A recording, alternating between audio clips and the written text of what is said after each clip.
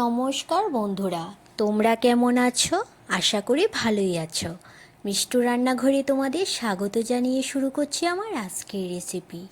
আমার আজকের রেসিপি হলো চিকেন রোস্ট। এর জন্য আমি এখানে নিয়ে নিয়েছি 8 পিস মাংস। এখন আমি মাংসটার মধ্যে লেবুর রস মেখে নেব। এখানে আমি অর্ধেকটা লেবু নিয়েছি। অর্ধেকটা লেবুর রস এখন আমি মাংসটার মধ্যে দিয়ে দিয়েছি। লেবুর রসটা দেওয়ার পর এখন আমি মাংসর সাথে লেবুর রসটা মেখে নিচ্ছি। মাংসর সাথে লেবুর রসটা মেখে নেওয়ার পর এখন আমি আধ ঘন্টার জন্য রেখে দেব। আধ ঘন্টা পর আমি ঢাকাটা তুলে নিয়েছি। এখন মাংসটার মধ্যে আমি নুন আর হলুদ আর সামান্য তেল মেখে নেব।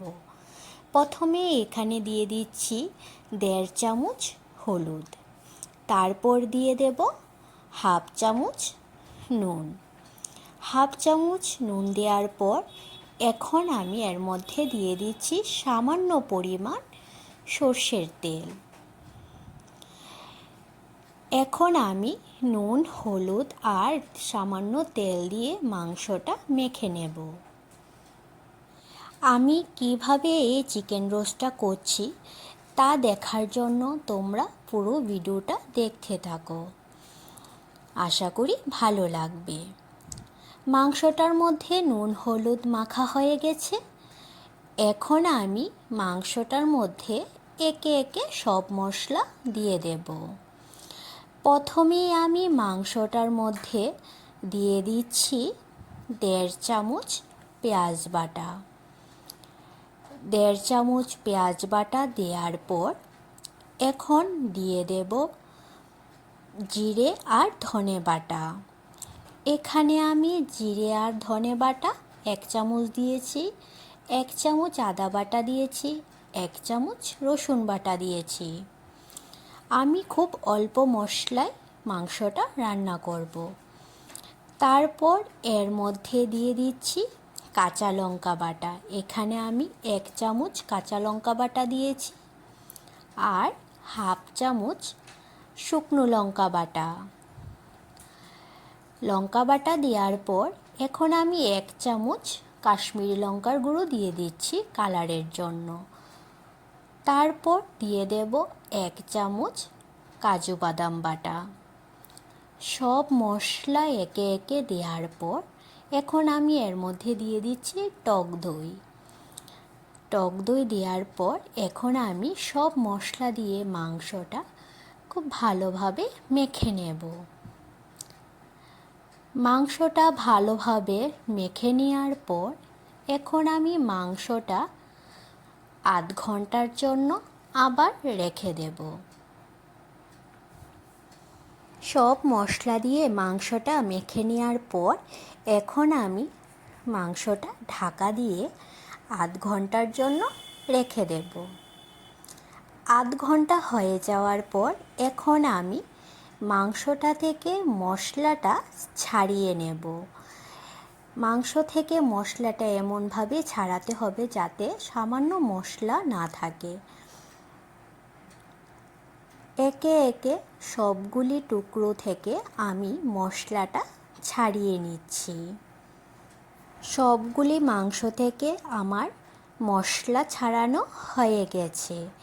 মশলাটা আমি পরে ব্যবহার করব, এখন বাটিতেই থাকবে। মাংসগুলি মশলা ছাড়ানো হয়ে যাওয়ার পর এখন আমি গ্যাসে একটা ফ্রাই প্যান বসিয়ে দিয়েছি। দিয়ে দিচ্ছি এখানে ঘি। এখানে আমি 4 চামচের মতন ঘি দিয়ে দিলাম। তারপর দিয়ে দেব সাদা তেল। তোমরা চাইলে মাংসগুলি পুরো ঘিয়ের মধ্যেও ভেজে নিতে পারো। এখানে আমি ঘি আর সাদা তেল দুটো মিক্স করে তারপর মাংসগুলি ভেজে নিচ্ছি। মাংসটা রান্না আমি পুরোপুরি সাদা তেলেই করব। এই মাংস রান্নাটা সাদা তেলে করলে খেতে খুব টেস্টি হয়।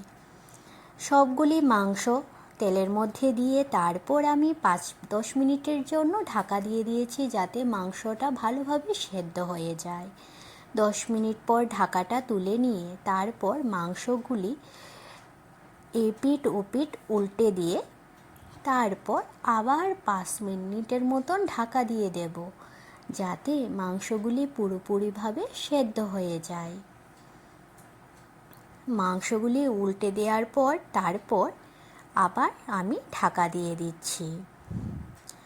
5 মিনিট পর আমি ঢাকাটা তুলে নিয়েছি।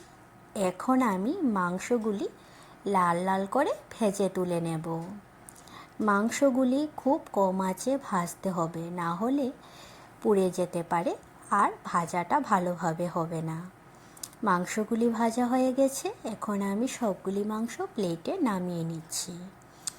এই তেলের মধ্যে এখন আমি বাকি মাংসগুলি একই রকমভাবে ভেজে তুলে নেব। এর জন্য বাকি মাংসগুলি তেলের মধ্যে দিয়ে দিচ্ছি। বাকি মাংসগুলি ভাজা হয়ে গেছে, এখন আমি বাকি মাংসগুলিও প্লেটে নামিয়ে নিচ্ছি। এখন আমি কড়াইটা পরিষ্কার করে কড়ার মধ্যে এই মাংস ভাজার তেলটা দিয়ে দিলাম। এই তেলটার মধ্যে আরও কিছু পরিমাণ তেল দিয়ে দিলাম। এখন আমি ফোড়নে দিয়ে দিচ্ছি 2 শুকনো লঙ্কা আর তেজপাতা। শুকনো লঙ্কাগুলি যখন কালো হয়ে আসবে তখন আমি তেলের মধ্যে দিয়ে দেব কোচানো পেঁয়াজ। এখানে আমি 4টে পেঁয়াজ কুচিয়ে দিয়েছি। পেঁয়াজগুলি দেওয়ার পর এখন আমি পেঁয়াজগুলি ভেজে নেব।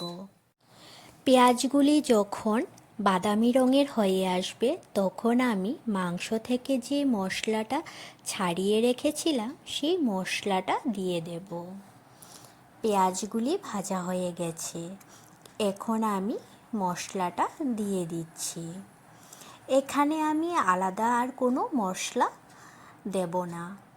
মশলাটা তেলের মধ্যে দেওয়ার পর এখন আমি মশলাটা ভালোভাবে কষিয়ে নেব। মশলাটা কষানো হয়ে গেছে, মশলা থেকে তেলও ছেড়ে দিয়েছে। এখন আমি এর মধ্যে দিয়ে দেব আগে থেকে ভেজে রাখা মাংসগুলি। মাংসের টুকরোগুলি দেওয়ার পর এখন মাংসের সাথে মশলাটা আরও কিছুক্ষণ কষিয়ে নেব। মাংসের সাথে মশলাটা কষানো হয়ে গেছে, এখন আমি দিয়ে দিচ্ছি পরিমাণ মতন জল। জলটা দেওয়ার পর এখন আমি নেড়ে চেড়ে মশলাটা মিশিয়ে নিচ্ছি। ঝোলটা ফুটে এসেছে, এখন গ্যাসের আঁচটা একদম কমিয়ে তারপর আমি 5 মিনিটের জন্য ঢাকা দিয়ে দেব। মাংসটা তো আগে থেকে সেদ্ধ করা হয়ে গেছে, এইভাবে 5 মিনিটের জন্য ঢাকা দিয়ে রাখলে মাংসটা ভালোভাবে সেদ্ধ হয়ে যাবে আর মাংসের মধ্যে মশলাটাও খুব ভালোভাবে ঢুকবে। এখন মাংসটা প্রায় হয়ে এসেছে। ঝোলটা শুকিয়ে যখন মাংসটা থেকে তেল ছাড়বে তখনই আমার রান্নাটা হয়ে যাবে। রান্নাটা হয়ে গেছে, মাংস থেকে তেল ছাড়তে শুরু করে দিয়েছে। এখন আমি এর মধ্যে দিয়ে দিলাম গরম মশলা বাটা। গরম মশলা বাটাটা দিয়ে মিশিয়ে নিয়ে তারপর আমি মাংসটা নামিয়ে নেব। রান্নাটা আমার হয়ে গেছে। আমার এই রেসিপিটি তোমাদের কাছে কেমন লেগেছে তোমরা অবশ্যই জানাবে, আর ভালো লাগলে লাইক আর সাবস্ক্রাইব করে দিও। আমার ফেসবুক পেজ মিষ্টু রান্নাঘর, এই পেজটি ফলো করে দিও। ফেসবুক পেজের লিঙ্ক আমি ডেসক্রিপশানে দিয়ে দিয়েছি।